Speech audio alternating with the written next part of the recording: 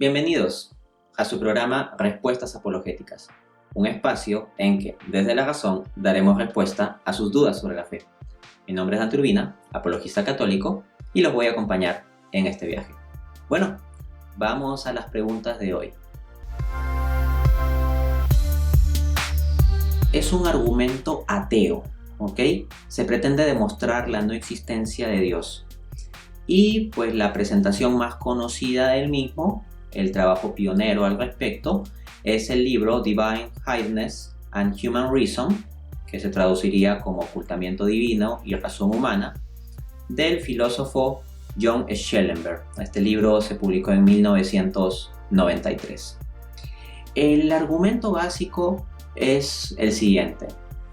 Se dice, si Dios existe, ¿no? Y Dios es bueno y quiere que nosotros lo conozcamos, como por ejemplo se plantean esquemas como el teísmo cristiano, ¿no? Entonces Dios dispondría todo lo necesario para que absolutamente toda persona razonable que esté sinceramente abierta a creer, pueda creer. Luego el argumento continúa diciendo que resulta que hay personas que son razonables y están abiertos a creer, pero aún así no hayan evidencia suficiente y no creen. Luego se infiere que Dios no existe, porque si existiera les habría dado suficiente evidencia a esas personas sinceras que están abiertas a la evidencia para que crean, ¿no? Cabe notar que este argumento ateo se constituye como una crítica interna al teísmo. ¿Qué significa esto de crítica interna? Crítica interna es que lo que va a hacer es asumir las premisas del teísmo, o sea, de quienes planteamos la existencia de Dios, y mostrar o pretender mostrar que hay un conflicto.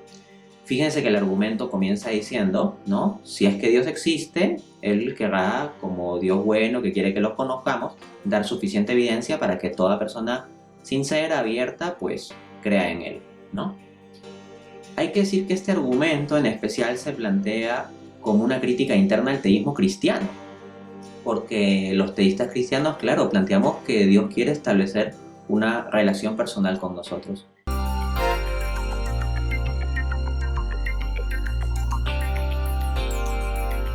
Ok, entonces vamos a tomar a un pensador cristiano, el gran matemático y filósofo francés Blaise Pascal, quien en su famosa obra Pensamientos escribe lo siguiente.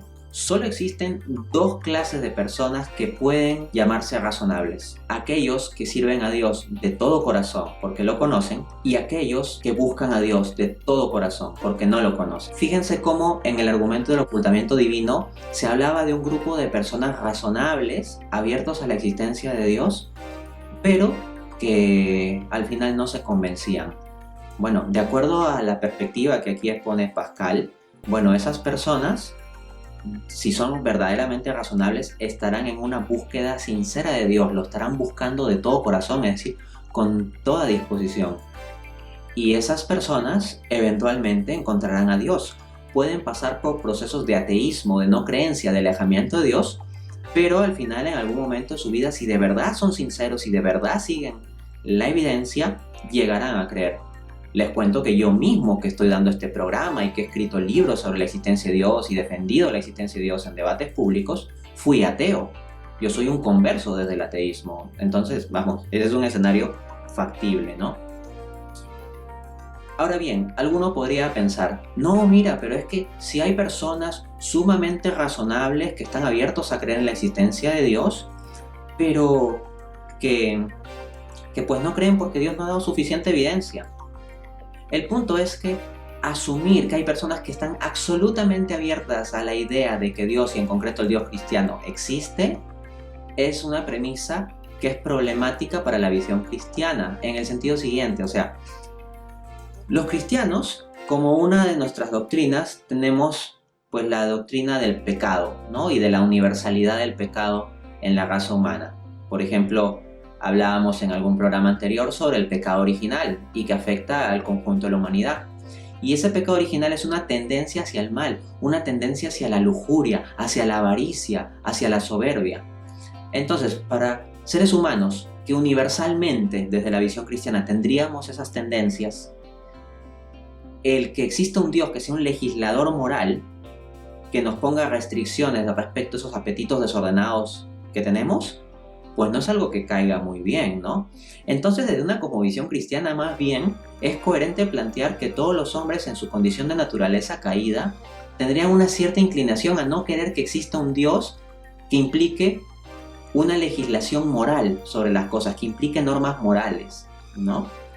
Desde esa perspectiva, el que cualquier ateo pueda decir, bueno, yo estoy abierto a la creencia en Dios, desde una cosmovisión cristiana, hay que decir, mira, pero tú tienes la concupiscencia y eso no te da total apertura porque esa concupiscencia te implica una tendencia que no quieres a un legislador moral, en el fondo. Y eso se evidencia en la gente.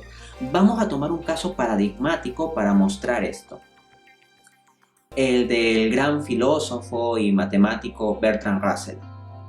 Resulta que de Bertrand Russell hay una anécdota que él cuenta, no una anécdota exactamente, sino una curiosidad que él contó en alguna ocasión, ¿no?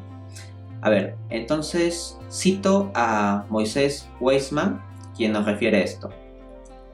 En alguna ocasión le preguntaron a Bertrand Russell, ¿qué diría si al morir se encontrara ante Dios, quien lo juzga por su incredulidad?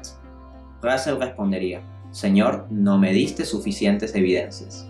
Fin de cita. Entonces, claro, la respuesta de Russell ante Dios es, oye Dios, mira, yo cómo voy a creer en ti si tú no me diste evidencia suficiente. ¿Qué significa eso? Que la carga moral de no haber dado evidencia suficiente supuestamente está en Dios. La carga moral no está en Bertrand Russell porque Bertrand Russell, de acuerdo a su perspectiva, sería una persona totalmente abierta a guiarse por lo más racional y resulta que Dios no le dio suficiente evidencia. Entonces la culpa es de Dios y no de Bertrand Russell. Lo que vamos a mostrar más bien es que esa idea puede problematizarse. Miren, vamos a leer el argumento ateo por el cual Bertrand Russell dejó de ser creyente y se convirtió en ateo. Nos lo narra el mismo Bertrand Russell en su discurso ¿Por qué no soy cristiano? A los 18 años leí la autobiografía de John Stuart Mill y ahí esta frase. La pregunta ¿quién me hizo? No puede responderse, ya que inmediatamente sugiere la pregunta ¿quién hizo a Dios? Esa sencilla frase me mostró la falacia del argumento de la primera causa. Esto es alucinante porque, como ya vimos en un programa anterior, la objeción ¿quién creó a Dios? O ¿cuál fue la causa de la causa primera? Es una mala objeción. Incluso les cité a un ateo que en su página explícitamente decía que se trataba de una objeción que es débil, o sea que no constituía una objeción fuerte. El punto es que un hombre tan inteligente como Bertrand Russell tenía perfectamente la capacidad de darse cuenta. Incluso hay filósofos ateos reputados que consideran precisamente que la objeción ¿y quién creó a Dios? Es una mala objeción. Que Bertrand Russell haya sido convencido del ateísmo a partir de una objeción tan mala es muestra de que no está racionalmente tan atento o tan abierto como él pretendía. Y si uno sigue leyendo el libro editado ¿Por qué no soy cristiano? De Russell y encuentra otros discursos de él, o si lee la obra completa de Russell, se va a encontrar con lo siguiente. Bertrand Russell estaba muy inconforme con la moral cristiana y en especial con la moral sexual cristiana. De hecho, Bertrand Russell abogó por lo que él llamaba una especie de liberación sexual y de hecho puso cuestionamientos sobre la monogamia. Y claro, un contexto cristiano con un Dios que existe y que implica una moral sexual y que implica una monogamia es algo que a Russell le va a parecer incómodo. Por lo tanto, no es cierto, o al menos hay elementos razonables para poner en duda la idea de que Russell estaba totalmente abierto desde la perspectiva racional y que no tenía ningún elemento de voluntad o de emoción que lo pudiera cerrar a la existencia de Dios o del Dios cristiano en concreto. Como referencia de lo que les estoy diciendo, les cito otro pasaje de Bertrand Russell. Dice él, la creencia en el fuego del infierno está desapareciendo y en las ciudades grandes nadie sabe lo que hace el vecino. Por lo tanto, no es sorprendente que tanto los hombres como las mujeres sean menos monógamos. O sea, en la visión de Russell, la monogamia era una especie de construcción social artificial que no había que seguir necesariamente. Si él tiene esa perspectiva y resulta que Russell vivió coherentemente con esa mala perspectiva, ¿Es razonable pensar que él esté sinceramente abierto a que haya un Dios legislador moral? Creo que no, ¿no? Y encima, más la evidencia que tenemos de que el argumento que lo llevó al ateísmo es un argumento muy malo, pues que deja mucho que desear, ¿no? De hecho, plantear que los seres humanos estamos absolutamente abiertos a la existencia de Dios es muestra de que no se conoce del todo la naturaleza humana. Los seres humanos pueden negar hasta la evidencia más evidente. Por ejemplo, ya encontramos testimonio de esto en la Escritura. En Mateo 12:24 leemos: mas los fariseos al oírlo decían: este no echa fuera demonios, sino por el poder de Belcebú, príncipe de los demonios. Resulta que Jesús estaba haciendo milagros de expulsión de demonios en la cara misma de los fariseos, y ellos, en lugar de decir, oh, esto es evidencia de que Él es un maestro justo o de que es el Mesías, no, ellos decían que Jesús expulsaba esos demonios con la ayuda de otros demonios.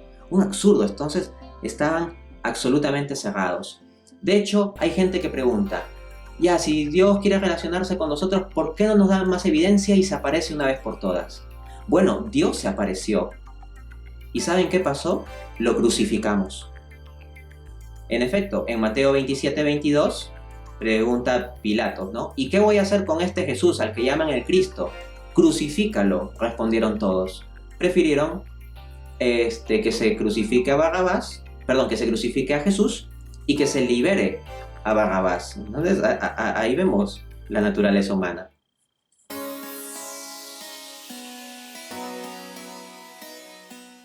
Para responder esto, me voy a valer nuevamente de una frase de Pascal, quien dice: en lugar de quejaros de que Dios se oculta, dadle gracias de que se haya mostrado tanto, y le daréis gracias también de que no se haya descubierto a los soberbios listos, indignos de conocer a Dios tan santo. Entonces, Pascal está diciendo que Dios sí nos ha dado suficiente evidencia. O sea, en lugar de quejarnos de que, oye Dios, ¿por qué te ocultas?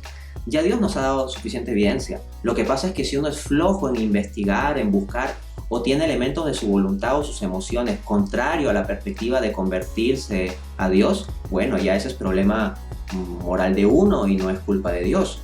Y hemos visto en los programas anteriores sólida evidencia con argumentos filosóficos como las 5 vías, o argumentos incluso con descubrimientos científicos como el argumento cosmológico Kalam o el argumento del ajuste fino, que utilizan elementos científicos para ilustrar mejor sus puntos, que hay buenas razones para creer en Dios. Esto es muy racional, hay evidencia suficiente. Y sin embargo hay gente que lo sigue descartando, ¿no? De hecho, Pascal dice en otra parte: hay claridad suficiente para iluminar a los elegidos y oscuridad suficiente para confundir a los réprobos, y claridad suficiente para condenarlos y hacerlos inexcusables. ¿Cómo es esto? O sea, Pascal está diciendo que Dios permite una cierta oscuridad, un cierto ocultamiento. ¿Y por qué permite ese ocultamiento? Para que personas que no lo buscan de sincero corazón no lo encuentren. Porque Dios no quiere simplemente que conozcan que Él existe, así como yo puedo conocer que existe una silla o una mesa, sino para establecer una relación personal de amor. Y personas que no se pongan en ese contexto de relación personal de amor, pues tendrán a Dios oculto. Pero al mismo tiempo, Dios ha dado evidencia suficiente para que quienes no llegan a creer en Él no tengan excusa, porque la evidencia es suficiente para que todo hombre razonable pueda llegar a creer.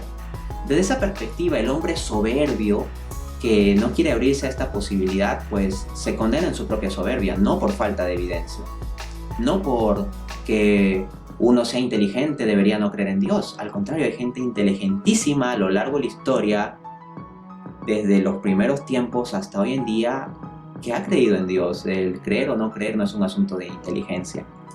El problema es que algunos en su inteligencia se vuelven soberbios y niegan a Dios no por su inteligencia, sino por su soberbia. Y esto ya lo mostraba el mismo Jesús, quien en Mateo 11:25 dice: te alabo, oh Padre, Señor del cielo y de la tierra, porque has ocultado estas cosas a los sabios e inteligentes, y se las has revelado a los pequeños y humildes. La clave está en el corazón humilde para buscar. Y bueno, eso es lo que hemos visto por hoy. Nos vemos en un siguiente programa.